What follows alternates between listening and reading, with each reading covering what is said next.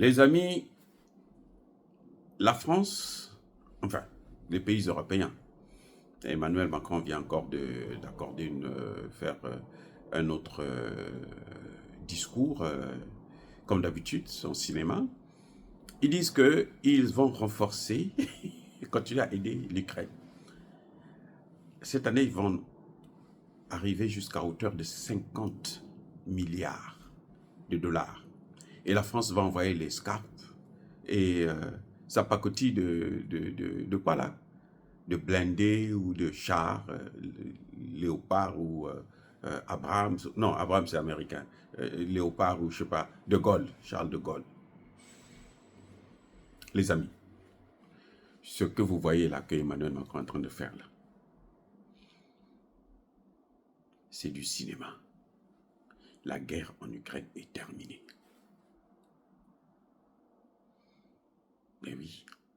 Les mensonges qu'il nous balançait à longueur de journée. Bon, nous, je ne croyais pas à ça, je savais la vérité, je vous en parlais tout le temps. Ces mensonges-là sont finis depuis que un journaliste américain, qui est même pressenti comme vice-président des États-Unis si Trump est le candidat, qui sera le candidat. Maintenant, on est en train de chercher seulement qui sera son vice-président, parce qu'il sera candidat. Bon, bref. Ce journaliste est allé cueillir la vérité sur le terrain. Et oui, il a parlé avec Poutine. Cette interview, au moment où je vous parle, a déjà fait plus de 300 millions de vues. Hier, c'était au moins 100 et quelques millions, 150 par là. Au moment où nous parlons, là, plus de 300 millions de vues. Et les gens prédisent même que ça va faire 1 milliard au moins. Poutine a dit. En fait, à Kiev, là, ce n'est pas l'Ukraine qui avait gagné. Ce n'est pas l'Ukraine qui avait repoussé les soldats russes.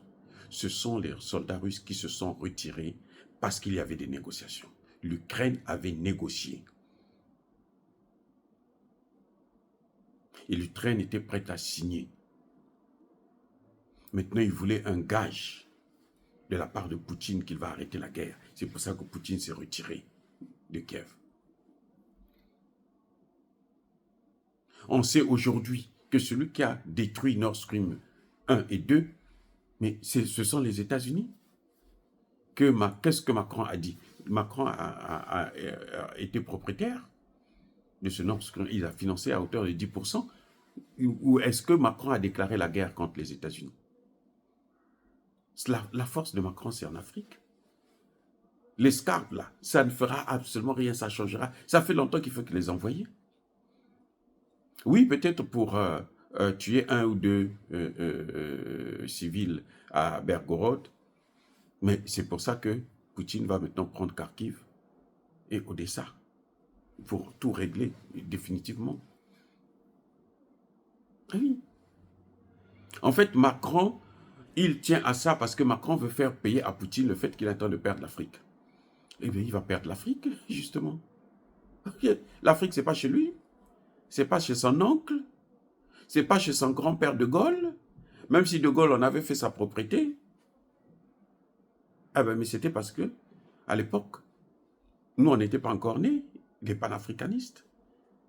Et maintenant que nous sommes nés, maintenant que nous sommes réveillés, maintenant que nous prenons nos responsabilités, maintenant que nous sommes prêts à les affronter, d'une manière ou d'une autre, parce que la guerre d'aujourd'hui, ce n'est plus une guerre d'obus et seulement, c'est une guerre asymétrique. Et nous avons des moyens qui sont plus puissants que les leurs. Et c'est ce que nous utilisons. On est en train de les faire reculer en Afrique. Et ils vont même quitter le Congo démocratique. Voilà ce qui est en train de se passer. Oh, bien-aimés frères et sœurs. Donc, tout ce que Macron est en train de faire là, c'est parce que Macron, nous, on appelle ça, dans ma langue, on appelle ça Moukibili. C'est-à-dire qu'il est tellement énervé parce qu'il a tout perdu. Mais il ne peut pas agir contre Poutine. Et maintenant, il essaie de faire, essayer d'amuser la galerie. Essayer de s'agiter un peu pour essayer d'exister. Mais non. Ce que Macron n'a pas dit lors de sa putain de conférence de presse de merde, c'est que, eh ben, Poutine a pris même la place de Macron. Poutine, selon le FMI et la Banque mondiale, la Russie est la 5e puissance mondiale au moment où nous parlons. C'est aussi un clin d'œil à Alassane Ouattara. Bon, je ne veux pas les gratiner aujourd'hui parce que la Côte d'Ivoire vient d'obtenir la CAN, donc je ne veux pas gâcher la fête de mes frères et sœurs en Côte d'Ivoire. Mais je veux dire que Emmanuel Macron est perdu. Il est étourdi. Il est étourdi. On le chasse partout. Vous voyez même le Tchadien là, quand il est parti à Moscou là, quand il est revenu là, on sait que maintenant le séjour des Français là, il est compté au Tchad. Il peut faire tout ce qu'il veut, se tourner, contourner et tout machin. Il n'y a rien. Tshisekedi, qu'il a manipulé pendant 5 ans, c'est fini. Nous n'allons plus laisser Macron manipuler Tshisekedi. Voilà, que Macron puisse le savoir, que la récréation est terminée. Donc, et s'il veut aller faire la guerre, il n'a qu'à aller.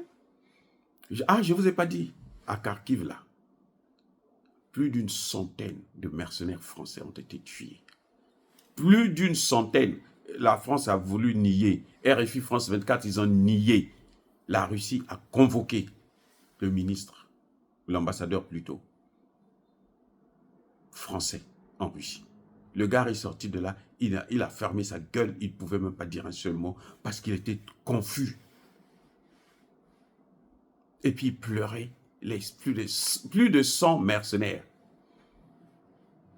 L'armée française a perdu plus de 100 soldats mercenaires en Ukraine, tout récemment, à Kharkiv. Leur base, là, Poutine a bombardé ça et puis on n'en parle plus. C'est fini.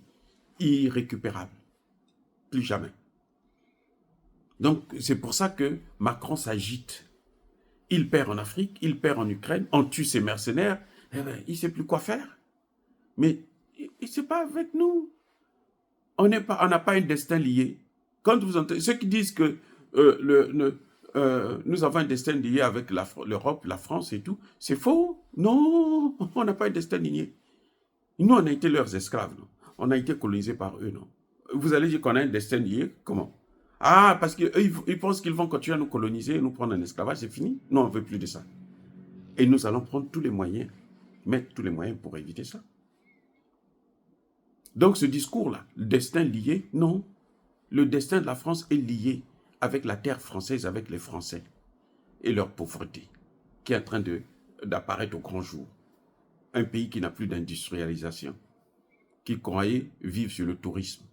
Et la Covid est venue tout détruire. Ils sont devenus sans père ni mère, orphelins, souffrants, malheureux. Et ils pensent qu'ils vont venir se rattraper en Afrique. Les Africains sont en train de fermer les portes. Ils ont encore des pays comme le Rwanda qui les aident et tout, mais c'est pour combien de temps? Ça ne va plus durer. Donc, Macron, il ne peut plus faire peur à Poutine. Vous avez vu l'interview de Poutine? Tout le monde entier veut écouter ça. Qu'est-ce que Poutine dit? Et Macron peut parler. Il parle tous les jours. Personne ne l'écoute. Nous, on l'écoute. C'est juste pour savoir qu'est-ce qu'il dit sur l'Afrique. Et puis, comme ça, nous, on va corriger. On va montrer aux Africains que non, regardez, là, ce qu'il dit là, c'est n'importe quoi. Ne l'écoutez pas parce qu'il est fou. C'est tout. Mais Macron il n'est pas audible. Personne ne l'écoute. Même en France même, personne ne l'écoute. Qui l'écoute encore? Il gouverne avec le 49-3 parce que personne ne l'écoute, parce qu'il n'est pas aimé par les Français qui l'ont élu, par erreur.